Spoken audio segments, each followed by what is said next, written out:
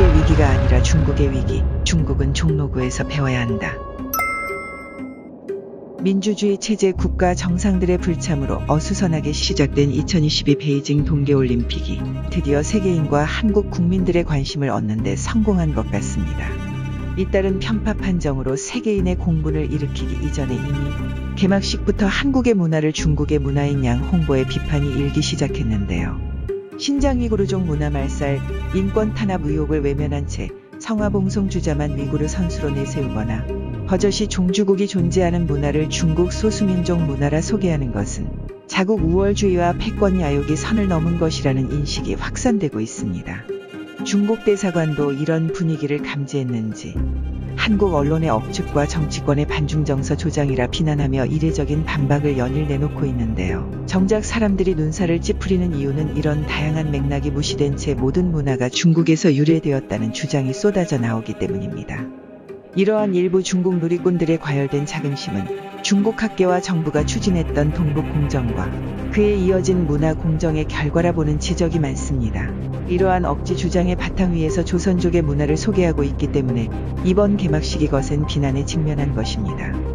그렇다면 한국에서는 전통 문화가 어떻게 보존되고 확산되고 있을까요?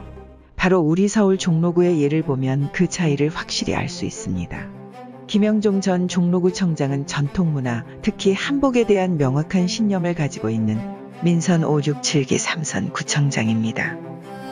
건축사이자 행정학 박사이기도 한 김영종 전 구청장은 북촌 한옥마을을 석사 논문 주제로 선택할 정도로 한국 문화에 관심을 기울여 왔는데요. 구청장 취임 후 한옥을 보존하는 정책과 함께 전통 한식 알리기 행사와 전통 한복 입기 장려 등 한옥, 한식, 한복이 어우러진 한국 문화 확산을 위한 구체적이고 실질적인 정책을 말없이 실천하고 또 실천해왔습니다.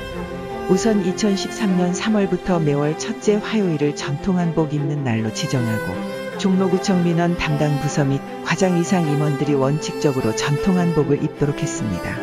같은 해 7월부터 한복 착용 시 고공 무료 입장 제도가 도입되었는데요. 종로구는 광장시장 한복 패션쇼를 시작으로 매년 한복 축제를 개최하고 한복 착용 입장 시 음식점 할인 제도도 도입하며 한복 산업 활성화를 이끌었습니다. 한복의 인기가 폭발적으로 늘어날 때는 김영종 전 청장은 오히려 퓨전 한복 문제를 제기하여 온라인 여론의 반발을 사기도 했는데요. 유행이 확산되는 와중에도 본질을 일깨우는 뚝심으로 많은 이들이 전통문화 계승과 확산 사이의 원칙에 대해 고민해보는 계기를 만들었습니다. 어딘가 허름한 맛집 몇 곳 숨어있을 것 같은 정도의 이미지였던 종로가 어느새 단정하며 전통적인 명소 가득한 한류의 본고장으로 자리잡은 것은 눈앞의 유행만 따르지 않고 12년 동안 한식, 한옥, 한글, 오리소리, 오리놀이를 제대로 계승하고 확산시킨 김영종 전 구청장의 원칙 있는 행정이 있었기 때문에 가능했다고 볼 수 있는데요. 김영종 전 구청장의 정치 행보가 종로구를 넘어 더 지속되기를 바라며 이웃나라 중국 당국도 이런 종로의 한복 정책을 참고한다면 참 좋을 것 같습니다. 끝까지 시청해 주셔서 감사합니다.